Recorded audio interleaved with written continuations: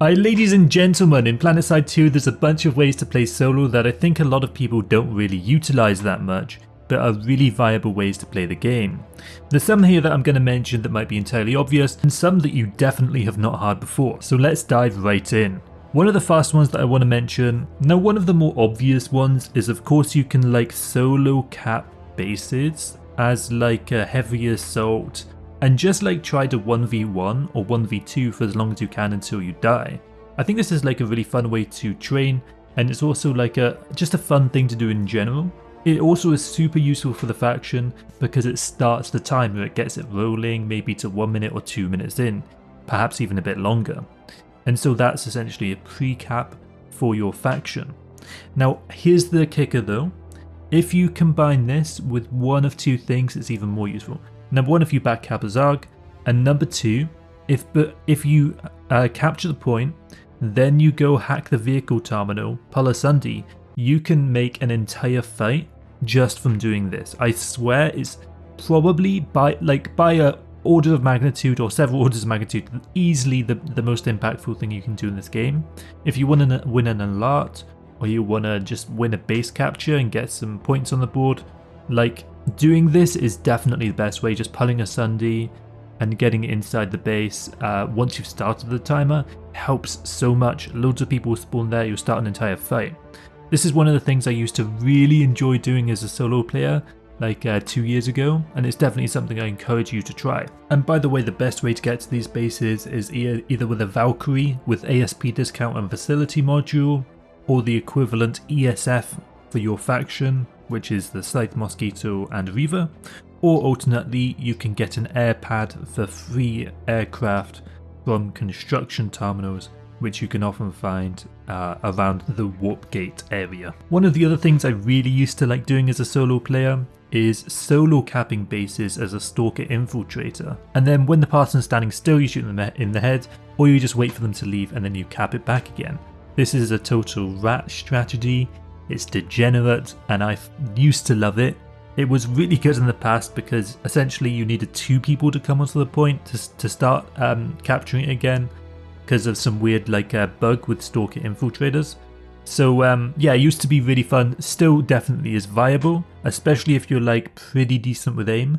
I think Stalker Infiltrator is definitely something fun to try out. Another thing to do as a solo player, which a lot of people I don't think do that much, and I'm guilty of not doing a crazy amount too, is flails on construction.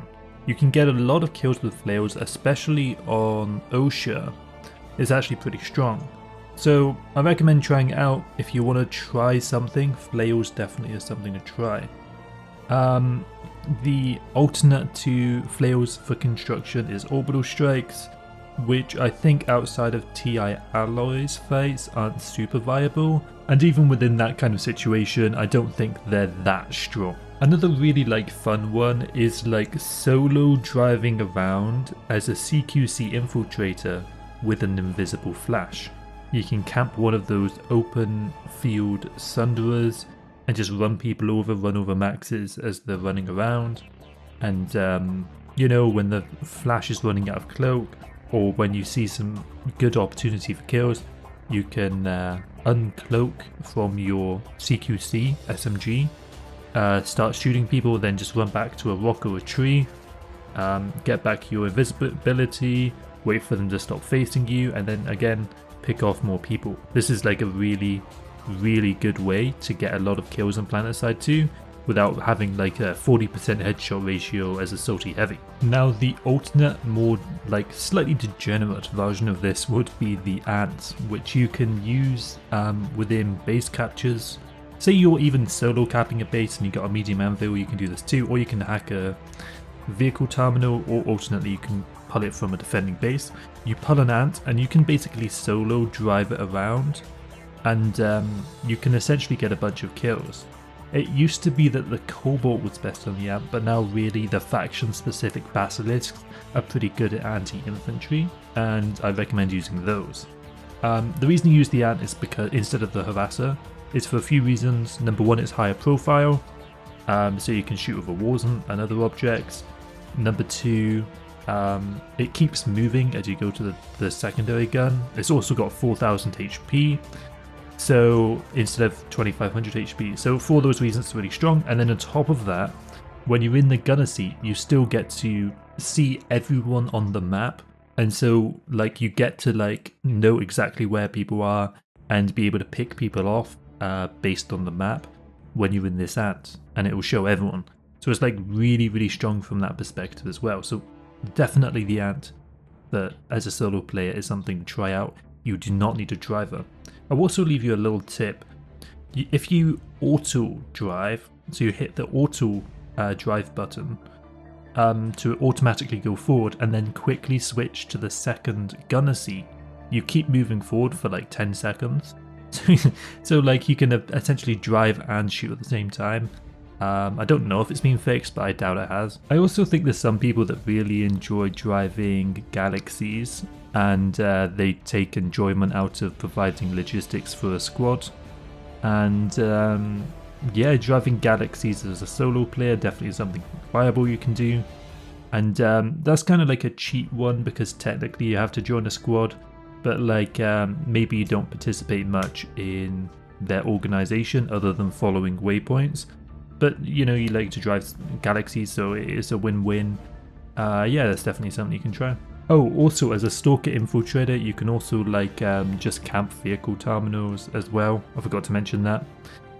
Say for example you're at the Crown and people are pulling vehicles, you could just again sit there as a Stalker Infiltrator waiting for people to come along and just kill them. Definitely is something that you can do, especially as a new player, to get some kills.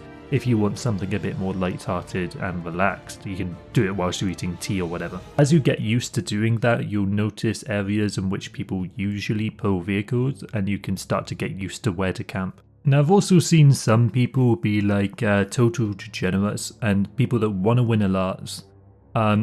Sometimes some of them will like sit in the max on the point to stop people from pre-capping bases. So say you're on Esamir, and Rhyme Analytics is often getting pre-capped and switched between factions. Again, you just sit in a max, scatter max for example, for the last 30 minutes of the alert inside of Rhyme Analytics.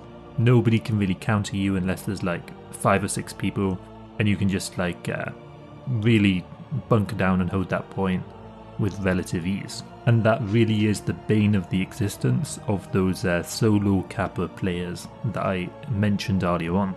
Now of course I'm not going to really mention this much, but ESFs, which are like the Reaver Mosquito and the Scythe, are technically solo things as well. Although a lot of people do run the squads, and it's definitely one of the things that you benefit most from running in multiple people. For that reason, I don't think it's necessarily the best solo thing, unless you get really skilled, which because of the amount of time people have had to get good at ESFs and the skill ceiling being so high, I don't really think it's worth getting into or attempting or trying. The devs really need to fix that, but I doubt they ever will because people will cry. Another one I haven't mentioned yet, and this wouldn't be like a solo player video without mentioning sniping. There's definitely some ways you can do this which are actually useful to the team.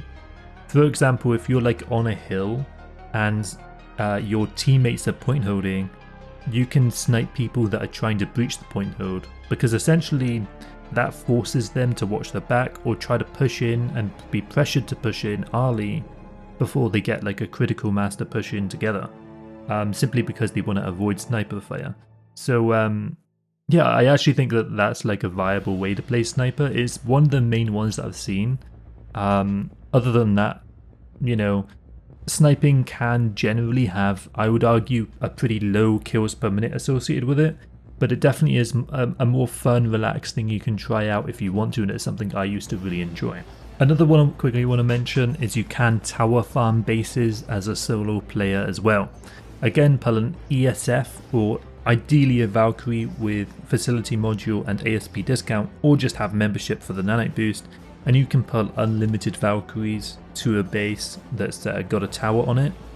And as long as there's like 24 to 48 enemies there, or maybe even more, you can get like easily like 2.5 kpm, even without a bunch of like accuracy associated with your like skill level.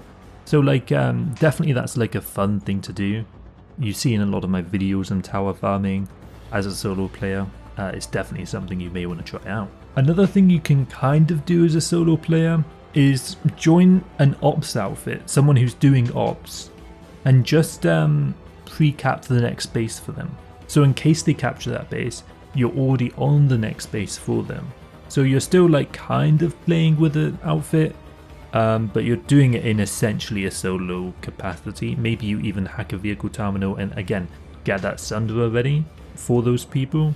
And that like that's definitely something you can do like as a more solo position whilst also like doing something in ops or in like your outfit. This has the added benefit of if the allies capture it last second and then the enemies start to capture it, you've already flipped the next point, and so for that reason it's actually got some added utility there as well. So yeah, it's definitely really strong. Now I would be super interested in hearing if there's any like a niche ways in which you guys solo play the game. Is there any like methods or things that you do which you would consider a little bit more niche? I'm genuinely interested. Feel free to leave those in the comments. I'm sure other people would be interested to hear that as well. If you haven't already, I encourage you to like the video and subscribe.